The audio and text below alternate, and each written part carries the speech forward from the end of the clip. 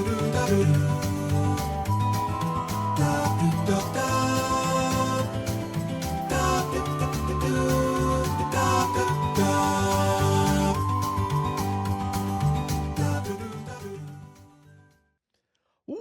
to another episode of Nintendo News Daily. I'm your host, N64 Josh, and let's jump into the news. First up, Switch 2 GameCube controller rumors resurface following new Nintendo filing. This is according to Nintendo Life, and it says the GameCube generation ended years ago, but the controller for this system is still a popular choice for many Nintendo enthusiasts. That's including me. I use my GameCube controller, I would say, more than my Pro controller. If I'm playing Smash or Mario Kart, it's with a GameCube controller, so it gets a lot of use from me. Looking at the article here, it says if you are hoping to see support for this particular gamepad on the Switch 2 in some way or form, you might be in luck. A new FCC filing by Nintendo for a game controller has recently gone live. The model number prefix attached is BEE, matching up with the Switch 2. One other bit of information suggests it would be a wireless Bluetooth controller, and this is amazing. Now, I've had a lot of people asking about, well, why wouldn't they do a Wavebird? Okay. And I'm kind of just looking over the article here. I want to see if they mention it at all, but it doesn't look like they're going to. So I'm going to look up real quick the Wavebird lawsuit. Okay. And it literally autofills. So this is the AI overview from Google. In 2008, Nintendo faced a lawsuit from Aniscape Ltd. Regarding patent infringements on the GameCube, Wavebird, and Wii Classic controllers, resulting in a verdict against Nintendo. That was later overturned in appeal in 2010. So just kind of giving you a brief overview here. The lawsuit basically said that the controllers infringed on patents held by Aniscape.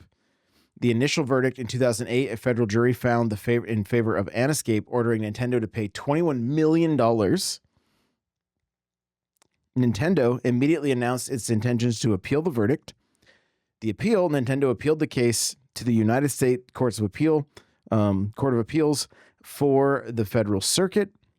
And on April 13th, 2010, the Court of Appeals reversed the lower court's decision, effectively overturning the ban on the Nintendo controllers. So just kind of I'm looking here a little bit more because I'm curious if they're going to be able to bring the Wavebird back, or if they even will. Like, if you think about it, I mean, I'm holding the Super Nintendo controller right now in my hand, got the NES controller in hand, and are people gonna want a Wavebird? Are they gonna want that OG GameCube controller? And I'm kind of leaning towards the OG more than the Wavebird, but I wasn't quite sure where everything was left in regards to those lawsuits. That if we'd even be able to see a Wavebird make its way back. I kind of doubt we will. It's probably going to be the OG controller, just like we saw with the 64, the Super Nintendo, the Sega Genesis, and the NES. So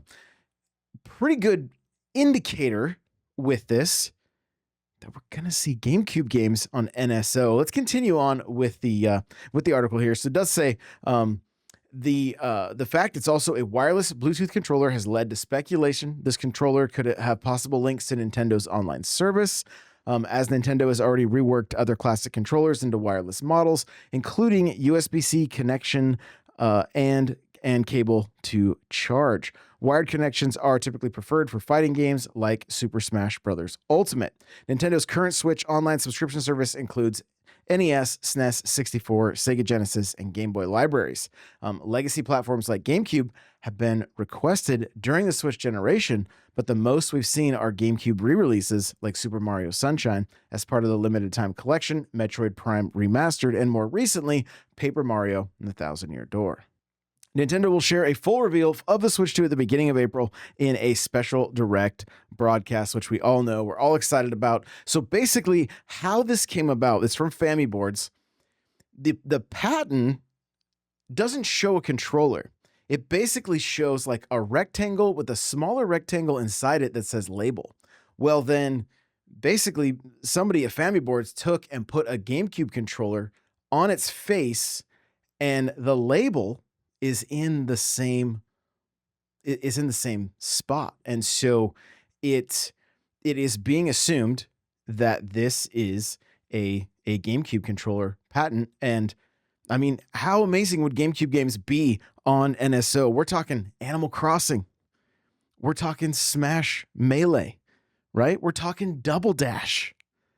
And that's just touching on a few. There are so many amazing, like, since we know Nintendo's essentially working deals at this point for licensing, get the Rogue Squadron, Rogue Leader, get all of those games on NSO. Please, please, please, please. They were so good. So good. So really cool. Very, very, very real possibility that we're going to be seeing GameCube and potentially, or the GameCube controller and potentially GameCube games on NSO in on the Switch too. And I think it's amazing. I will still opt for a corded GameCube controller because I feel like I pushed them too far. Even my recent attempts to get Mario into Elite on Smash, something did not feel quite right with the controller. And believe me, I don't like being that person that's like, oh, my controller's not working. But like, I think I can say when you play Smash long enough,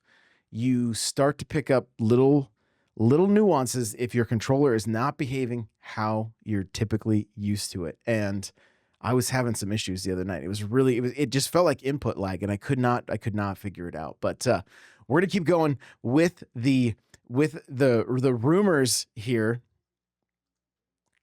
Rumor: Metroid Prime 4 will apparently make quite the splash at the Switch 2 Direct.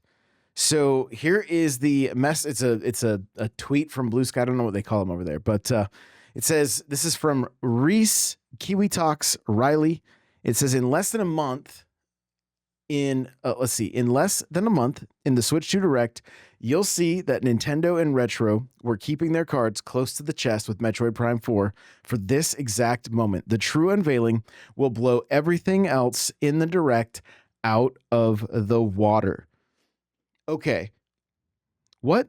Let's get into this. So the article says, Reese Riley, the host of the Kiwi Talks podcast, recently took to Blue Sky with this heavy hint that Metroid Prime 4 Beyond will be making quite the splash at the Switch 2 Direct. Nintendo and Retro were keeping their cards close to the chest with Metroid Prime 4 for this exact moment, Riley teased. The true unveiling will blow everything else in the Direct out of the water. In the same thread on Twitter, the Kiwi Talks host said that he was 90% certain that Prime 4 will be in the showcase, though he clarified that Nintendo are constantly tweaking directs right down to the last minute, leaving himself a bit of wiggle room.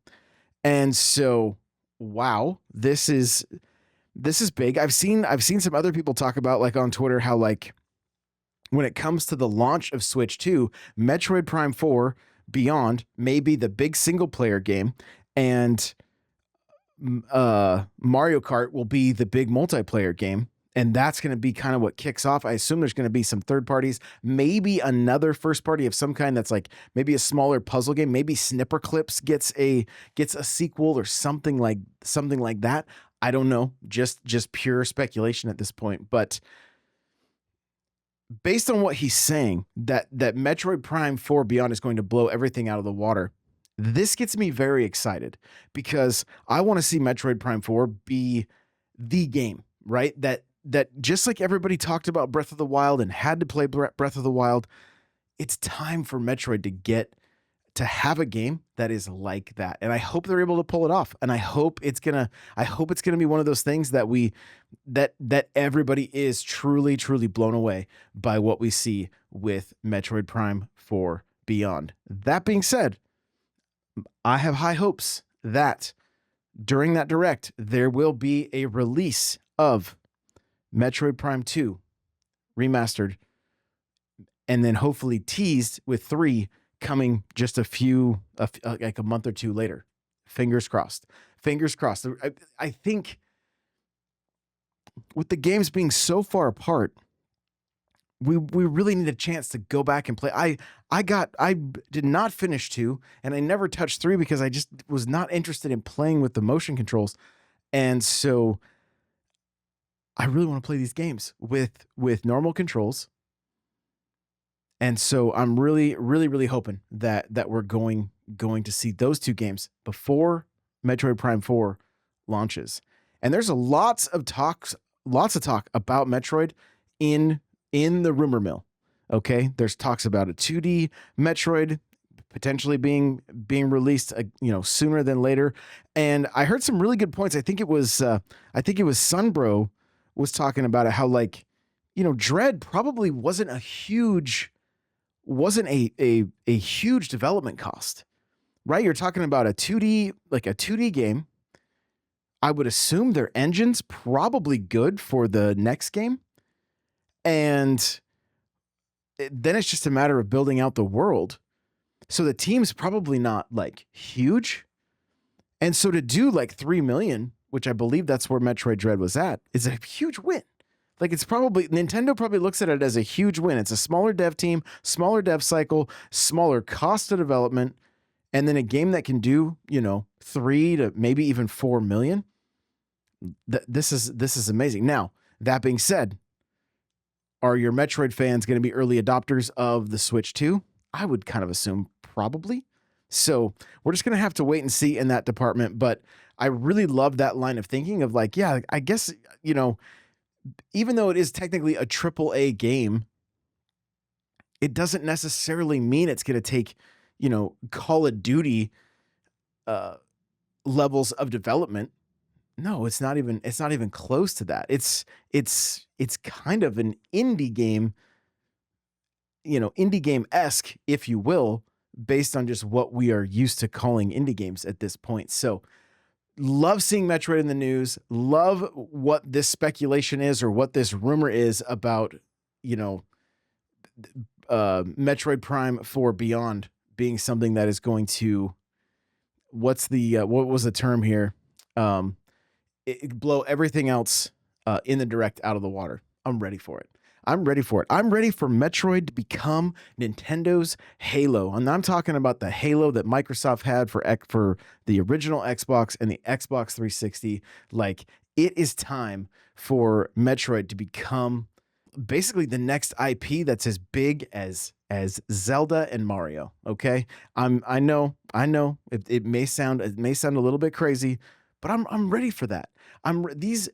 If you've never played these games, if you can, spend the $40 and play Prime Remastered. You won't regret it. The reason people get turned off by it is because of the scanning. You don't have to scan if you don't want to. You do not have to do that. I was actually having a good time with it when I went back through the second time and was spending more time just exploring the world and watching things. But when you jump into that game for the first time, I recommend either some good headphones or decent surround sound, and kill the lights and really enjoy the atmosphere and everything that is Metroid Prime. It's so good and so much fun. So much fun. So there we go. Moving on here. We got talks of the AI upscaling on Nintendo Switch 2 is basically real thanks to the updated patent. So let's take a look here. And this, I want to hear from you guys on this. So if you're listening on Spotify or you're watching on YouTube, let me know in the comments. But I want to hear from you on it, because there's no mention of a certain resolution that I think everybody was thinking we were going to see. Doesn't mean it isn't happening necessarily. It could still be happening in the dock, but there's zero mention of 4K here. So here's what the patent essentially states: that the native image of 540p can be upscaled via image up conversion and therefore output at 1080p via the relevant display. The theory with this is that Nintendo would be able to release games that require less storage than those that would otherwise display natively on the higher resolution. Here's a breakdown. Image up conversion is a technique that allows for conversion of images produced at a first resolution e.g., and it's just giving an example. So because it's giving an example of 540 and 1080, does that mean that it can't do from 1080 to 4K? We'll just have to wait and see here. But, again, fingers crossed that there's going to be a little bit of magic in that dock, right? And we could still see some things up-res to 4K. Like, I use something called the M Classic that up-converts my Switch to 4K right now. I'll just plug that thing back in if I have to. But if it has something like that built into the dock, we're all going to be good to go. Again, let's take a look here. So it allows the conversion of images produced in the first resolution, 540p resolution or 960 by 540 with 0.5 megapixels to a higher resolution, 1080p, 1920 by 1080 with 2.1 megapixels. This process can be used to show images of the first resolution on a higher resolution display.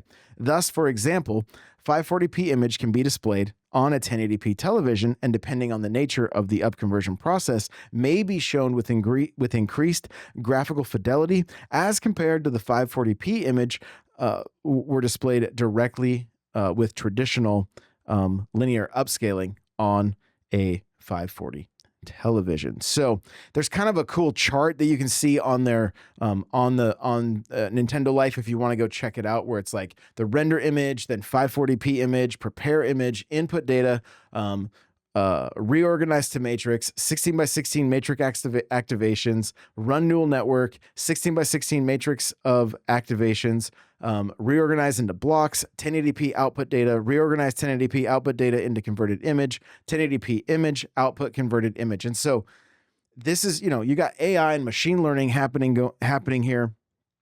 And some of the debate I saw around this was kind of crazy. Like, some people are so hostile online. It's so crazy, but because a lot of people were assuming that we were going to see like DLSS, which I believe is tied to NVIDIA. You guys can correct me if I'm wrong there. And this is obviously a patent that Nintendo is doing, not directly tied to NVIDIA. I think everybody was kind of assuming was going to be the case. So obviously we've only got less than 3 weeks, and then we get to find out more about the Switch 2, what it's going to be capable of. Regardless, it will allow games to be a lower resolution while still being up-resed to 1080p. And again, even with that, there are people that were like, well, I just want it native. Personally, I do not care. I've been using an upscaler with the M Classic since it came out and have loved it. It makes the Switch look very crispy on a 2K monitor, and I think a lot of people are hoping for, at the very least, we see things go up to 2K. I think 4K would be fantastic, but again, not at the cost of frames. I don't care about 4K if we're going to lose frames. And if we've been taught anything from this last console generation, is that having something that is a true 1080-60 is going to keep the fan base much happier than saying you could do something in 4K 120 and it doesn't end up really working out the way everybody's expecting it to, So I'm just kind of keeping my expectations low with how high a resolution this thing is going to be. This also tells me, as this is newer tech, right? Like we haven't seen this tech for in anything but the PS5 Pro, and so it's a very similar tech with that. And I have a feeling it's going to make future iterations of the Switch or a Switch Pro, it's going to make them that much better. So again, just very excited for how this is going to work. What is this going to mean for third-party AAA games, Elden Ring, games of that caliber? What are they going to look like when it comes to Switch 2? We have a few short weeks until we will be able to find out, but very exciting to see this patent and to see that this stuff is real. Taking another look at some rumors, okay? The latest Switch 2 theory suggests the release date might be around the corner. And this is amazing to me This is amazing because if you guys have been listening to the show for a while, you've heard Thunder Stash Gaming on the show. Well, he was mentioned in this article from Nintendo Life, and it says Thunder Stash seems to think that all of the above would work hand in hand with the Switch 2 launch. And the, up above was the Doom the Dark Ages coming out May 15th. We've got the Lego set is coming out. I believe it also is coming out May 15th. And, then you've got the new store happening on May 15th in San Francisco, the new Nintendo store. And so I'm gonna go over to his tweet. We're just gonna break it down because he tagged me in this thing, and it is extensive. So it says the more pieces we put together, the clearer the picture becomes. May 15th is shaping up to be the perfect launch date for the Nintendo Switch 2. Now I'm gonna preface this by saying Kit and Krista, who ex-Nintendo employees, talked about this on their podcast, and they're like, they don't see the correlation between the Switch 2 and the new store opening really being anything. They're not seeing those dots connected. But we'll take a look at what he says. You guys can come up with your own opinions, and just remember, this is just for fun. It's just speculation. We're just excited, and we want to talk about Switch and Switch 2, right? So here we go. The more pieces we put together, the clearer the picture becomes. May 15th is shaping up to be the perfect launch date for the Nintendo Switch 2. And the best part, this isn't just speculation. No insider source, no leaks, just logic, patterns, and solid research from the community. Let's break it all down. I've been saying this for months on the Nintendo Byte podcast. I believe Nintendo would be wise to go for a much shorter gap between their full reveal and launch. Just look at the iPhone 16. Apple unveiled it on September 9th, 2024, and had it to consumers' hands by September 20th. We live in an instant gratification society where people want things now, not months later. Nintendo already confirmed months in advance the date for the major Switch 2 Direct on April 2nd, so why wait months again to launch the Switch 2? They need to strike while the hype is at its peak. Doom the Dark Ages drops May 15th, and history tells us there's a strong chance that it could be a Switch 2 launch title. Nintendo platforms have had a long history with Doom, and for the red cartridge, from the red cartridge on the SNES to Doom 64 and even Doom Eternal on Switch and Doom 2016, every major Doom release is currently available on Nintendo Switch. And I've said it many times before on the podcast, I expect Microsoft to be Nintendo's biggest third-party publisher on Switch 2. Nintendo Switch 2 Experience event timing a strategic break. The Nintendo Switch 2 Experience event runs from April 4th to May 11th across major Switch 2 launch regions, US, Canada, Japan, UK, Australia, before taking a 20-day break, resuming on May 31st. In other regions. And these regions were oftentimes excluded from the initial launch of Nintendo's console. And so, the Switch 1 launched 9 months later in some of these regions. And this gap strongly suggests that Nintendo is using this time to launch Switch 2, as there's no reason to halt momentum unless it's for a major event, which I do believe there is a chance that could be PAX East. Could be PAX East. Just have to wait and see. Lego Mario Kart is releasing May 15th. So Lego Mario Kart releasing May 15th, but here's the kicker. Lego almost always launches their big collaborative sets, be it with Nintendo or any other collaboration, at the beginning of the month and on the weekend. Yet this one is dropping midweek on Thursday, May 15th. According to Andreas Restart's research, excellent work, this breaks Lego's usual pattern. And when Lego deviates from a pattern, it's usually for a strategic reason. Some have argued that Nintendo wouldn't release Lego Mario Kart on the same day as Switch 2 because it would kill people's wallets. But let's be real. Nintendo knows it'll sell out regardless. The key here is that May 15th is an exclusive launch through Lego.com. Retailers like Amazon and Target won't have it until July 1st. Why fragment the release date for a Lego product unless it's tied to a major event? It's all part of the strategy. Nintendo San Francisco opens May 15th, And the launch of Switch 2 the same day isn't a coincidence. It's strategic, in my opinion. People underestimate how much strategy goes into picking a grand opening date. Aligning Nintendo's first Western store with its biggest product launch in years guarantees headlines, maximum hype, and drives foot traffic. A soft opening, unadvertised, opening 1 to 2 weeks before to ensure the staff is set up for success seems likely, making May 15th look even more locked in.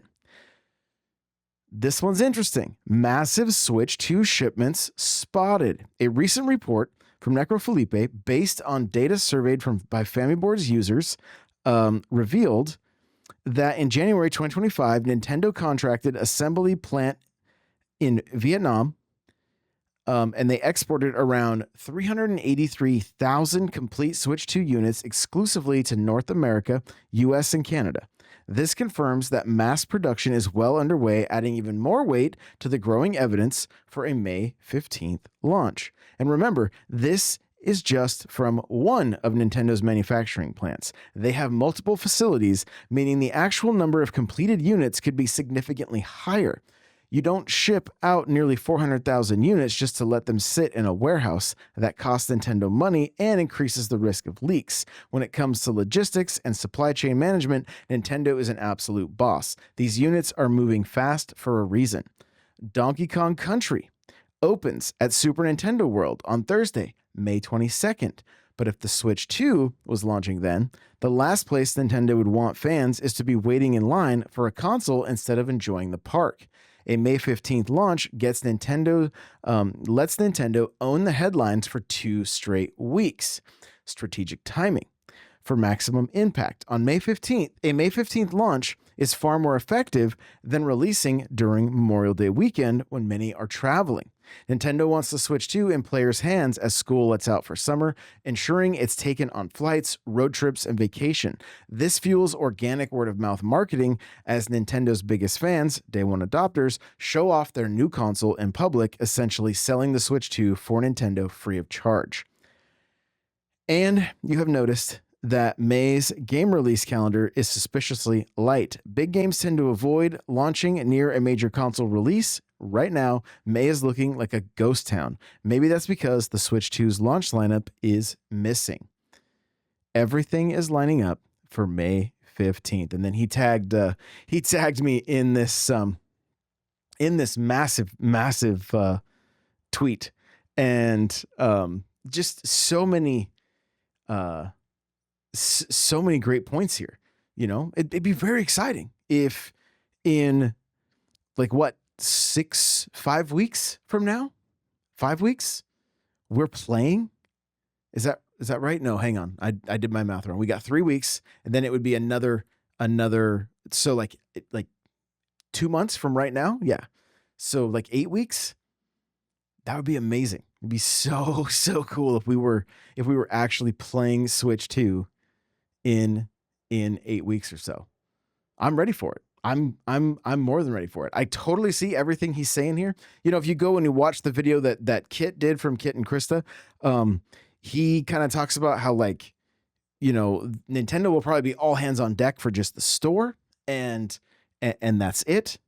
And it maybe, you know, they probably wouldn't overlap the two, but I mean, what a crazy thing to open and be able to walk in and be some of the first people to buy the Switch 2 from a brand new Nintendo shop.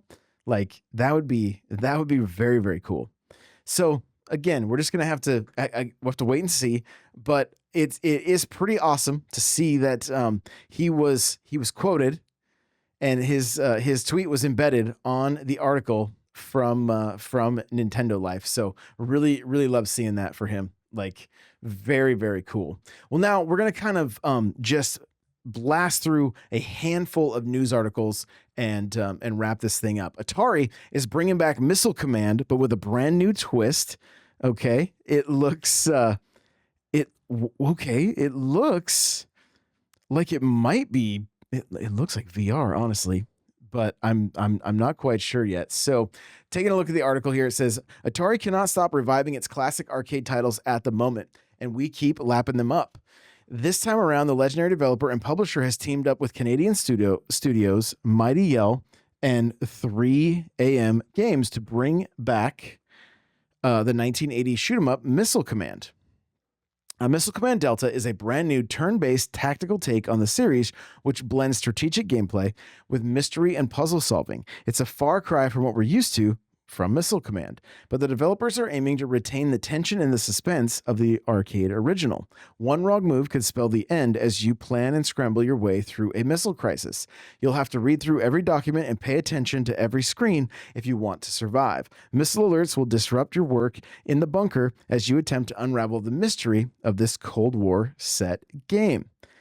Missile Command has seen numerous iterations and releases over the years, and the game was responsible for kicking off Atari's Recharge series back in 2020. This might not be what we're used to, but we're intrigued nonetheless. So, like, I love this. Honestly, I love it. Like, Atari games are where I started. The arcade and Atari at home is where I started. I would go over to my uncle's house and I would get games, and then I would go to my buddy's house and we would play until his mom kicked us outside and made us wouldn't let us be inside any longer. But I kind of like that they're evolving these games more than just like the Recharge series, but like really turning this into a full-blown game that is so much more than just your standard like arcade style Missile Command. So we'll have to see what how it does, and if it ends up being something that really builds some hype.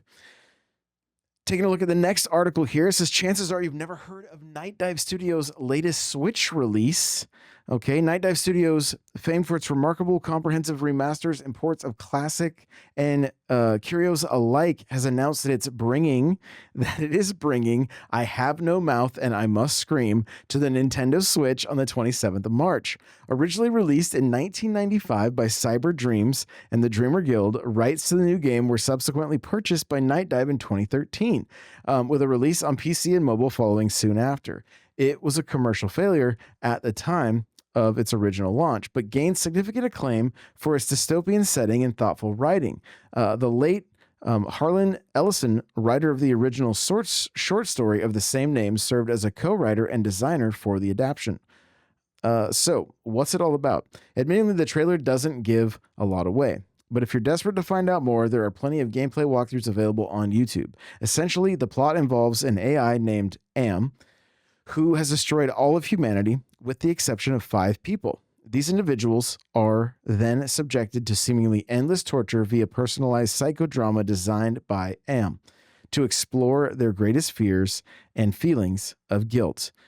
It's a story that deals with some pretty dark themes, as you can imagine, and it's frankly remarkable that such a bizarre and under-the-radar game is getting preserved like this for the Nintendo Switch. Kudos to Night Dive for the latest release, and then they've got a handful of screenshots, and it's a very old school, like it looks like an old school PC game, no doubt, but it is going to be launching on the 27th of March if that's something you want to dive into.